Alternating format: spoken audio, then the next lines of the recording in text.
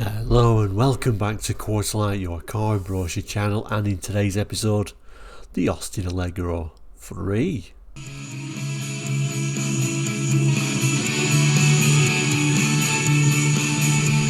Hello and welcome back. Now if you're new to Quarterlight, we're a car brochure channel here on YouTube, looking at car brochures from around the world for the 60s, 70s, 80s and 90s, and sometimes beyond those years as well. So if you're interested in cars, car brochures looking back at cars gone by, then please consider subscribing. It is all completely free, and you can even become a member now as well if you want to support the channel. But anyway, back to today's episode. Last week we looked at the Austin Allegro 2. Amazing that a car like that can create such opposite views. Some people saying fantastic car, some people saying horrendous car. I love them personally, but I love how polarising they are. So that was the Allegro 2. So somebody actually said, I love the Allegro, but do you have anything on the Allegro 3? Yes. So today, the Austin Allegro 3. And well, this little brochure, it's a tiny one, isn't it? Take a new look at the Allegro 3. SuperVroom, a nice little image, and there you go. That is a 30 centimeter ruler, just to give you an idea how small this particular introduction brochure is. Now, of course, the Allegro came out late '79, and I tend to find that these brochures, they don't have a date or even a reference number on them, but from experience, they come from around about November 1979. Love the old SuperVroom, which appeared on all the brochures at this time for the Allegro. I don't know why they come up with SuperVroom, but there we go. The final throw of the dice for the Allegro, and we could say this is the best Allegro, really. So what was the Allegro 3 all about? Well, it's kind of like the update, the final throw of the dice, like I say, featuring some cosmetic alterations, really in an attempt to keep the momentum going, but typical for British Leyland, really keeping these cars far too long. By this time, even though this was probably the best Allegro, it was a very outdated model by now. Tough competition coming up. Ford Escort Mark III, Vauxhall Astra Mark 1, Opel Kadett, hatchback bodies, within a year of this facelift, so it's no wonder it wasn't selling like used to do. And actually the Allegro actually was a really good selling car by this time. People really wanted a hatchback by this stage though, and I think the Allegro image wasn't the best by this time either. But like I say, I've always quite liked the design of the Allegro, I must admit. So after 1980, the Allegro failed then to feature in the top 10 best-selling cars in Britain. Rather unsurprisingly, really. But it's nice to see it. So what came after this, of course, really the Maestro, I guess, was the ultimate replacement of this, and again that was a little bit late in arriving. But anyway, let's open this brochure up. It opens quite weirdly, actually. If I open it up, it kind of like folds down in sort of like this. It's probably hard to see, but kind of like I'll have to arrange it properly. I can't really do this one hand to feature the different models. So let me rearrange this and we'll have a look. At the top here it's telling us take a new look at the Allegro range. Zooming on the main image, a little bit of a family shot there. We notice straight away we've gone to black bumpers. Those chrome bumpers have gone. Nice to see the HL model there with those 4 headlights. Looking very different, although I must confess the model on the right there, the Estate, was by far my favourite Estate, and I really don't like 3-door Estates, so I guess that might be a bit surprising to some, but I always loved the styling of the Estates. It was just something a little bit different, a little bit unusual. Let's read the text. It tells us, take a new look at the Allegro range.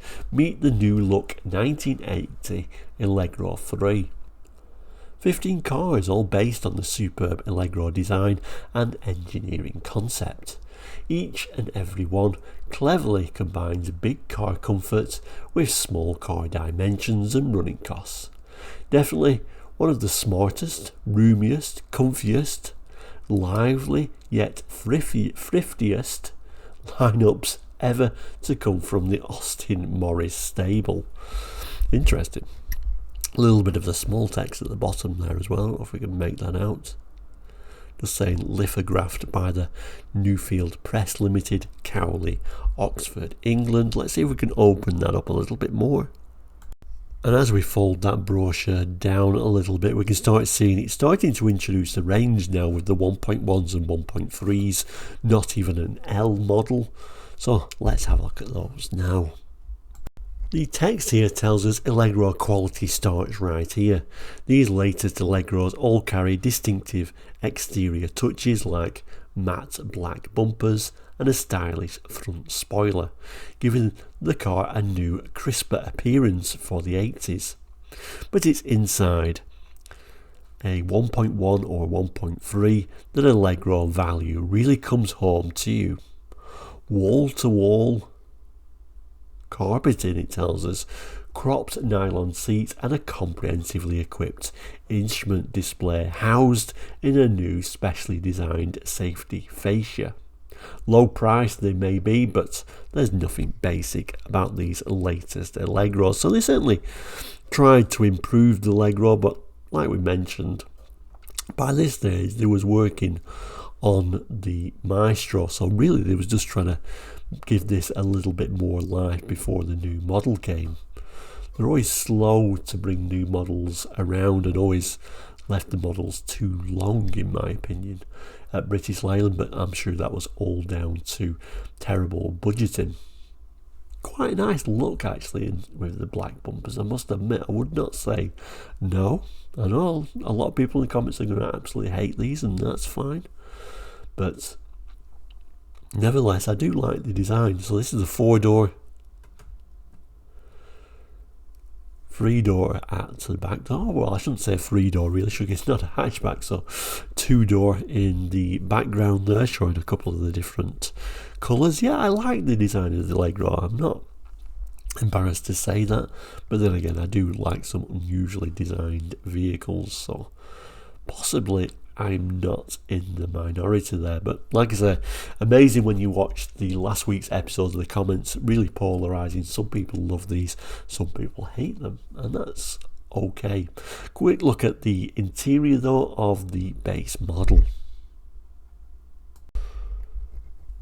And as we move down this leaflet style brochure, we can see that we're going up the range still. Here we're now showing the 1.3 and 1.5 L, so a few more features for sure, although we notice we're approaching the 80s. We're not embarrassed to still keep using 70s brown, which possibly is a little bit surprising, but maybe it was still popular at this time. But you never saw sort of Astras and the new Escorts in brown, I don't think.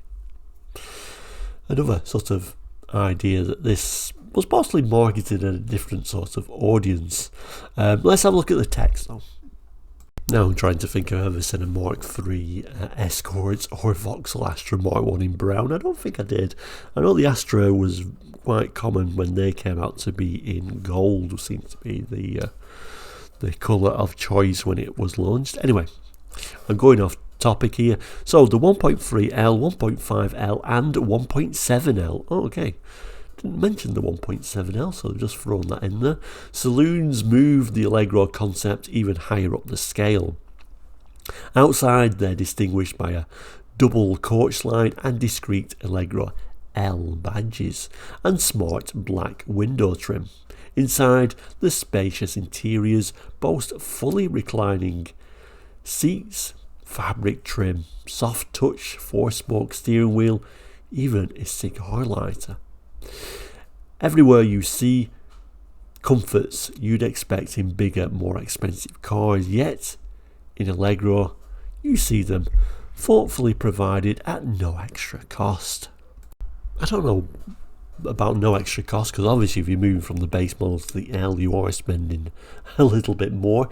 Interior seats do look a little bit nicer. Looks like all of the brown though continues.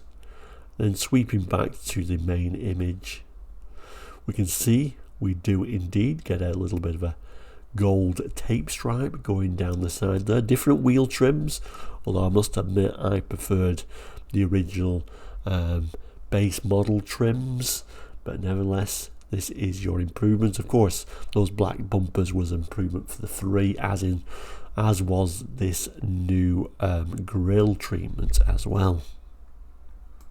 And then finally at the bottom of this fold out section, unfortunately I couldn't stand it all up, I had to fold it back to really be able to display it. We get the HL models, 1.3 HL, 1.5 HL, 1.7 HL. Quad headlights, vinyl roofs, we're getting fancy. It tells us you're looking at the ultimate Allegros. These new HL models take the Allegro luxury specification to the very highest level, inside and out, for your driving enjoyment and comfort. A tachometer is featured along with a full complement of system warning lights and wiper delay control, and in the case of the 1.5 and manual 1.7 models, twin SU carburetors and manual 5-speed transmission. Why not reward yourself and make a drive in one of these cars, one you'll never forget? And of course that 5-speed gearbox, even at this late time as was going into the 80s, weren't really something as common as you might think even at this time. Nice to see that vinyl roof, isn't it? It looks a little bit, I'm not sure about the quad headlamps is what I'm saying, but we've even got these extra lights in the bumper as well, and these higher spec wheel trims, door mirrors on both sides, vinyl roof. Looks like we've got a little bit of a possible tape stripe on there and a little bit of a guard on the doors there as well. I think I preferred the lower spec models. I think they started looking a little bit frumpy with all these extra bits on, but nevertheless, head restraints, we can't complain about that. The interior does look far nicer. And then when we fold it back the opposite side, on the opposite side we get the Estates, and it talks about the automatics as well. So certainly my favourite design was the Estate, so let's have a look at that. Text tells us the genuine alternative to the hatch, the Allegro Estate, have all the features of the new generation Allegros, plus their own distinctive style. The easy to load Estate loads space of 53.6 cubic feet, fully carpeted on the L models, is reached through a top hinged counterbalance tailgate. Twin door mounted driving mirrors are standard, as are an electric rear window wiper and electric washer unit. Luxury touches are all combined to make these very civilised vehicles indeed. So it's unusual to mention hatchbacks, like they were a little bit worried that in fact people really wanted a hatchback, so they're saying, you know, well, we can kind of have an Allegro hatchback here. But I do like the design. I like that big long window, how it curves up. I think it just makes an unusual shape, which I've always quite liked. I'm sure some people think they're extremely ugly, but I do quite like them. We can have a look at that load space there and how that back seat folds back. And of course we got the automatic options, a little bit of an image there of the automatic there, just perched there. We'll have another look at that in a minute. So it says an automatic transmission will enhance the comfort and refinement of the saloon. You choose still further and is offered as an extra cost option on all 1.3 models, while individual automatic transmission models are available with the 1.7 range. The ease of operation provides peace of mind and a satisfying responsiveness that helps overtaking helps your alertness and makes driving more of a pleasure. And then it just shows the 3 models again. I'm not sure whether they are automatics really. And then a little bit of an image showing that lever. And then finally, when we fold the brochure all back, on the back page we show this rather nice example of another Allegro 1.7 HL.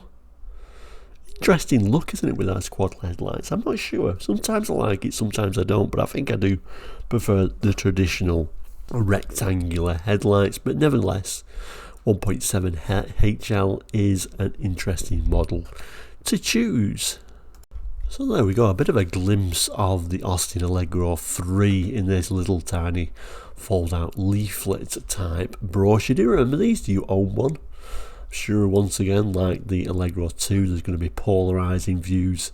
Hate them, love them, tell me what side you fall on. I just love hearing all your comments, whatever you think. But we'll end, as we always do, by saying thank you for watching Quarterlight and the Austin Allegro. If you've not done already, please do consider subscribing. It is all completely free, and you can also become a member now as well. You'll also see some boxes popping up there for other episodes you can certainly have a look at. I'll make sure one is for last week's episode for the Allegro 2. But thank you so much for watching today. Please do take care, and we'll see you very soon. Goodbye.